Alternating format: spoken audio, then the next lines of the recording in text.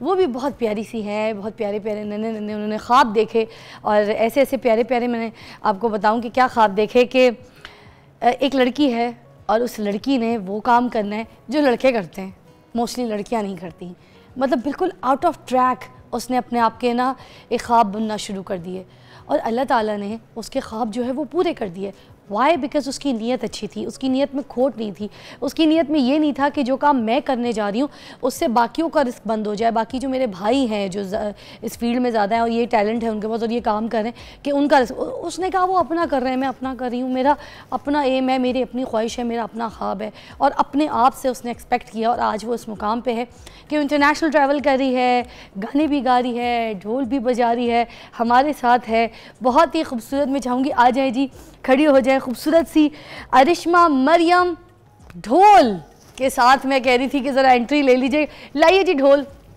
अरिश्मा मरियम मेरे पास हैं और इनका सिग्नेचर जो है वो ढोल के साथ है। आज इतना बड़ा नाम उन्होंने अपना बनाया है इस ढोल के साथ, लड़की हो के, और इतनी मेहनत की है, ये एफ़र्ट की। मैं आपको बताऊं, जैसे मैं और आप कोई चीज़ सीखने के लिए जाए ना तो वो इतनी मुश्किल नहीं होती। ढोल एक ऐसा टैलेंट है जो कि इसके लिए मुझे लगता है बहुत जगहों पे फिरना पड़ता है। बहुत से ऐसे मज़ारात भी ये गई होंगी वहाँ पर जहाँ पे ये ढोल परफॉर्म कर रहे होते हैं लोग, उनसे भी सीखती होंगी। ये टैलेंट बहुत मुश्किल था जो इन्होंने चूज़ किया और आज हमारे साथ मौजूद है। आइए जी, अरिश्मा के लिए तालियाँ। वाह जी, तुम लोग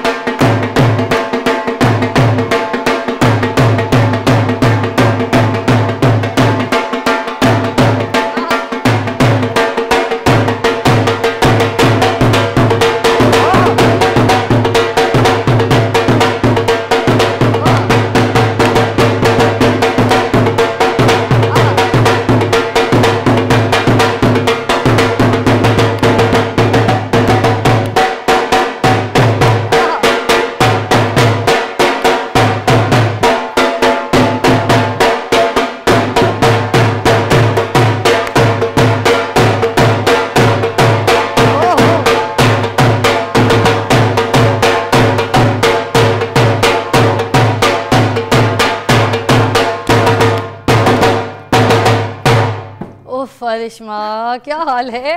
मैं ठीक हूँ, आप कैसे हैं? ठीक ठाक अरिश्मा।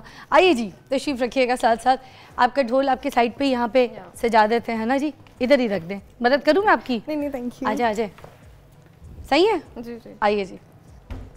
लड़की देखें ढोल बजाती है और ये इतना हैवी ढोल है। मैं एक मिनट उठा के देखूँ? जी जी अरिश्मा, आप तो खाते पीते घराने से हैं, मैं तो देखिएगा कहीं आपकी कलाबाजी ना लगे। नहीं उठ रहा मुझसे, तो तुम कैसे उठाती हो? कोई कहीं ध्यान करिएगा कलाबाजी ना लगे। ये मुश्किल है यार, अपनी सेहत के साथ आसान नहीं है। Let me try again. इतना भी भारी नहीं, उठ जाएगा मगर ओह यार, किसी के इंस्ट्रूमेंट के साथ नहीं खेलना चाहिए। मुझे चुप पै गई ना तो मैं गई। मुझसे तो फिलहाल नहीं उठती और वो कहती है मुझे मामा गोदी ले। स्टार्टिंग में तो मुझे नोवल डिस्प्लेसमेंट हो जाती थी। अच्छा, बहुत मुश्किल था स्टार्टिंग में। अच्छा, तुम्हें भी मुश्किल था? या है मैं फिर भी तुम खाते पीते घराने से हो, मैं तो बिल्कुल ही यार ना, मैंने कोई हाइट है ना, मेरी हाइट की वजह से मैं वेट अपना रिड्यूस नहीं करती, बुरी लगूंगी क्योंकि मेरी लाइव अपीयरेंस होती है। तो वेट तो नहीं है तुम्हारा, ठीक तो हो तुम। टीवी पे बहुत मोटी आती है। तो टीवी पे तो मैं भी मोटी आती हूँ। आप बिल्कुल ठीक आती हैं। तुम्हें लगता है मैं रोज अपने आप फिजा को देख लें, फिजा टोटल इतनी सी है, मगर कोई फायदा ही नहीं है। मैं टीवी पे इतनी मोटी, मैं रोज ठीक आती शो देख के अपने आप को ना मैं अपने डायरेक्टर को बोल रही हूँ क्योंकि इंसान कभी भी अच्छा नहीं लगता है ना। क्या मसला याद है ना। बस अच्छा, आज मुझे तुमने सबसे पहले ये बताना है कि जितने ख्वाब देखे थे तुमने, ये जो बुने थे ख्वाब, किस एज में ख्वाब देखना शुरू किया था?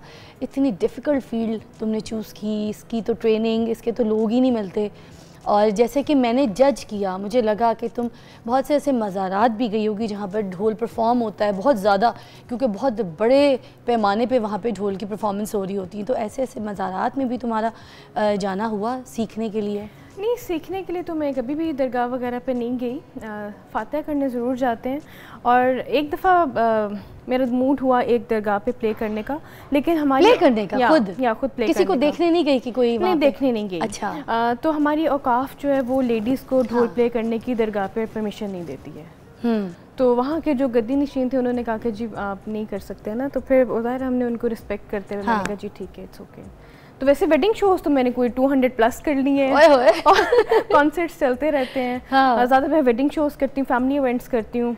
मैंने इवेंट्स की बहुत ऑफर आती है लेकिन वो मैं नहीं करती हूँ। अच्छा। ज़्यादा मैं फैमिली शोज ही करती हूँ। अच्छा, तो मुझे बताओ ना, क्या ख्वाब क्या देखे थे, क्या सोचती थी अपने बारे में बचपन में, क्या बनना चाहती थी, क्या उम्मीदें थी खुद से, एक्सपेक्ट क्या किया था खुद से? मदर तो मेरी यही चाहती थी मैं टेनिस प्लेयर बनूं। अच्छा। टेनिस में खेलती भी रही हूँ मॉडल टाउन क्लब की तरफ से। पता नहीं अब नाम लेना था या नहीं चैनल कोई बात नहीं, कोई बात नहीं। बीप डाल देंगे ना? नहीं, क्यों बीप डाल देंगे, जो तुम्हारा काम है बताएंगे भाई। जिस चीज़ से तुम जुड़ी हो, तुमने काम किया है वो बताओगी तो फिर आगे चलेंगे ना। और मुझे टेनिस नहीं खेलना था, बहुत टफ था। बहुत मेहनत थी। मुझे बस म्यूजिशियन बनना था शुरू से। शुरू से गाने गाती थी तो? नहीं, गाने नहीं, मुझे डिफरेंट इंस्ट्रूमेंट्स का शौक था। बेसिकली अभी मैं सिंगर नहीं, मैं हूँ ढोल प्लेयर ही। लेकिन जब आपको कोई अच्छा प्रोजेक्ट ऑफर हो रहा होता है, बंदा कहता है चलो अच्छा यार ये भी कर लेते हैं, ये भी कर लेते हैं। गाना भी सीख रही हूँ, अभी इस पोजीशन पे नहीं आई हूँ कि मैं लाइव गाना स्टार्ट करूँ। अच्छा। लेकिन ये है कि 1-2 ट्रैक्स किए मैंने ज़ीशान रोकरी साहब के साथ, आपने देखे हैं, बहुत अच्छे, तो अच्छे, हमारा एक अच्छा फीचर था। बाकी मेन प्रायोरिटी जो है वो ढोल है, ढोल ही था। मुझे शुरू से कुछ डिफरेंट करना था, और मैंने जब ढोल स्टार्ट किया तो मैंने हरगिज़ ये नहीं सोचा था कि मैं इतनी वायरल हो जाऊंगी, एक ट्रेंड सेटर बन जाऊंगी। तो वो बस ढोल जो है वो शौक में मैंने प्रोफेशनली प्ले करना शुरू कर दिया। अच्छा, तो अब आगे ज़िंदगी में क्या सोच रही हो? इस ढोल के साथ कोई ऐसे कोलैबोरेशन करना चाहोगी अगर तुम्हें कोई ऑफ़र आ गई किसी इंडियन सिंगर स्टार से? जी बिल्कुल। या आरिफ लोहार साहब ने अगर तुम्हें ऑफ़र की कि मैं तुम्हारे साथ कोई कोलैबोरेशन करना चाहता हूँ, why don't you play that dhol and I will do my folk, तो will you be able to do that? क्योंकि देखिए एक आर्टिस्ट के लिए क्रॉस द बॉर्डर या पाकिस्तान में रहते हुए कुछ वो दिल में ऐसी बात नहीं होती। आर्टिस्ट ही होता है, वो क्रॉस द बॉर्डर हो या पाकिस्तान में हो। होता है। बिल्कुल। तो किसका फोन है? चुक लियो बेटा, इथे ही चुक लियो, आके इधर आ जाओ भाई, कुर्सी पे बैठ के चुक लियो। अच्छा, फिर बड़ी तेज घंटी थी, मुझे लगता है उनका अलार्म बजा है, वो फोन नहीं था। लाइव शो का यही मजा होता है। हाँ, मुझे लाइव शोज बहुत अच्छे लगते हैं, मुझे खुद जो रैपिड फायर में चल रहे होते हैं। हाँ, रियलिटी है जो जिंदगी। अच्छा अरिश्मा, मुझे बताओ, ये ताकत तो चाहिए होती है जिंदगी में आपको, खासतौर पे इस तरह के ढोल बजाने के लिए। मैं तो अपनी मतलब किसी को ऐसे चपेट भी लगा दूं तो मेरा हाथ थक जाए, तो वो तुम इतनी देर तक उसको बजाती हो, ढोल की स्टिक मेरे हाथ में छाले पड़ जाते हैं। लड़की पढ़ने ही, कल मेरे पास मजदूर आए थे, उनके छाले मैंने हाथ के देखे, मैं तो सीरियसली रो रही थी। मैं तो परेशान हो गई थी कि कैसे उनके बच्चे और फैमिलीज कैसे उनके हाल ऐसे देखते होंगे। ये क्या है? ये इसको डगा बोलते हैं। डगा? डगा डगा डगा डगा कहते हैं इसको। ये बेस वाली साइड पे होता है। अच्छा, मुझे लगता था लोहे का नहीं है। नहीं, ये बल्कि टूटा भी हुआ है, और ये मेरा हाथ भी इसी पे सेट है, और मैंने इसको टेप से जोड़ा हुआ है। टूटे हुए पे हाथ टूटे यार वो पीटर पाइटर नहीं हम लोग देखते थे, वो जो कार्टून है, पीटर क्या नाम था? पीटर पाइटर ऐसे वो था पायलट ऑफ द कैरिबियन। हाँ, उसका हाथ इसका था ना, एक उसका हाथ था नहीं, उसका एक हाथ ऐसे था, यही समझे, ये हाथ मेरा पकड़ता था वो। It's just like that. अच्छा anyway, अब इससे एक तुम इससे बजाती हो और एक तुम्हारा ये इंस्ट्रूमेंट दूसरी साइड राइट साइड पे आता है। ये राइट साइड, इसको तीली बोलते हैं। ओके, और कोई अगर लेफ्टी है तो फिर वो उसको यूं कर लेगा स्विच। और ये नोक से इसको नहीं, वहाँ से पकड़ेंगे। ओह, ये पकड़ना है? नहीं, आप इसको ऐसे पकड़ें, ऐसे। तीली जो आपके हाथ पे स्ट्रेट होनी चाहिए। एक मिनट मुझे दिखाएं। ये देखिए, आप इसको यूं पकड़ेंगे और ये 2 फिंगर्स के साथ में चलानी है। अच्छा, ये सीन है, ये वाली है। अच्छा, और ये वाली इसको प्रॉपर ऐसे, इसको आपने, और यही शेप या नीचे? ऐसे नीचे? जी, नीचे। Okay, and then you perform. Oh my god, अगर किसी को घर में प्रैक्टिस करनी है तो कोई छोटा ढोल या ढोलक लेके तो इसके साथ बजा के ना कोशिश करे, क्योंकि उस पर हाथ बैठ जाएगा, फिर बड़े ढोल पे ऐसे ही है कुछ, क्योंकि इसको उठा के तो कुछ भी नहीं बजने वाला। मैंने जब ढोल स्टार्ट किया था तो ढोल पे ही प्रैक्टिस करना स्टार्ट की थी। इसी पे? नहीं, वो प्रैक्टिस वाला ढोल मेरा अलग से है, छोटा होगा ना। 18 kg है, वो ज्यादा भारी है। ज्यादा भारी है। अच्छा, तो इस पे नोट्स के बारे में पता चलता है? जैसे हम लोग जब गाना सीख रहे होते हैं तो ऑर्गन के ऊपर हमें बताया जाता है ये नोट्स है, सारे गामा, ये सब कुछ। ढोल के लिए भी क्या कोई नोट्स होते हैं? बिल्कुल, जैसे मैं धमाल प्ले कर रही हूँ, तो धमाल के एक नोट्स है ना, आप जब धमाल गाते हैं, पढ़ते हैं, तो आपको पता है कि ये लिरिक्स इसके ये जा रहे हैं, तो जब मैं धमाल प्ले करूँगी आप ऑटोमेटिकली उसके साथ आप गा सकती हैं। अच्छा। वो सिंक करेगी। अच्छा। फिर जैसे हमारा ट्रेडिशनल भंगड़ा है, अभी मैंने बीच में भंगड़ा प्ले किया था, धमाल प्ले की थी, पश्तो प्ले किया था, लुड्डी प्ले किया था, मिक्स प्ले किया था मैंने। क्या बात है। एक ब्रेकिंग ज़बरदस्त हमारे बीच में आ गई है, उसके लिए हमें ब्रेक लेनी पड़ेगी। Will be right back. हमारे साथ मौजूद हैं अरिश्मा।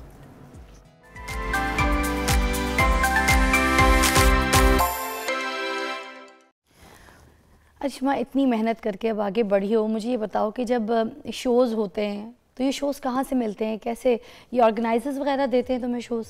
नहीं, मुझे तो कभी किसी ऑर्गेनाइज़र ने शोज़ नहीं दिए सिवाय एक के, दाऊद भाई, दाऊद सिंधु। बाकी जो जितने हैं मुझे तो आज तक इन्होंने शोज़ नहीं दिए। अगर मुझे कांटेक्ट करते भी हैं तो वो हमारा प्राइस पे सेटल नहीं होता। और दूसरा कुछ मेरी अदर एक्टिविटीज़ नहीं है, मेरा काम है जी सीधा शो किया और शो के बाद सीधा घर पे।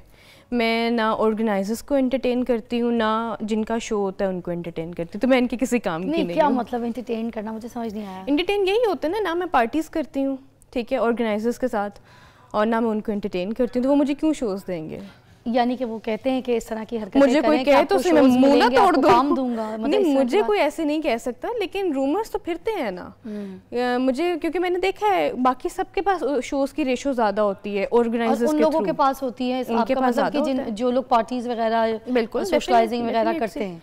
जी डेफिनेट सी बात है। मुझे ज़्यादा शोज़ मिलते हैं इंस्टाग्राम से, वहाँ पे मुझे डायरेक्ट क्वेरीज़ आती हैं, वही हम फैमिली शोज़ हम करते हैं। अच्छा।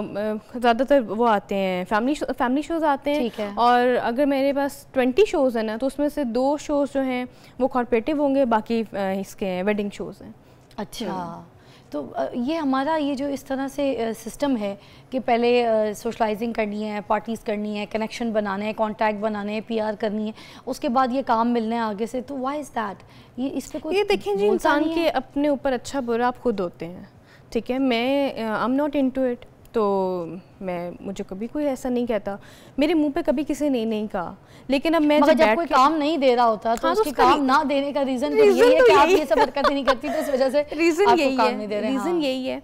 क्या ग्रुपिंग भी है हमारे इधर? है कोई आपस में ग्रुपिंग है कि भाई ये ग्रुप है हमारा, हमने इसी आपस में लेवल में टिकटॉकर्स का ग्रुप है? अच्छा। वो मैंने देखा है, उनका है, मैं नाम क्या लूँ, वो आंटी का कहना है, एक टिकटॉक की अफ्तारी, ऑफिशियल अफ्तारी थी, तो वहाँ पे सब इनवाइटेड थे।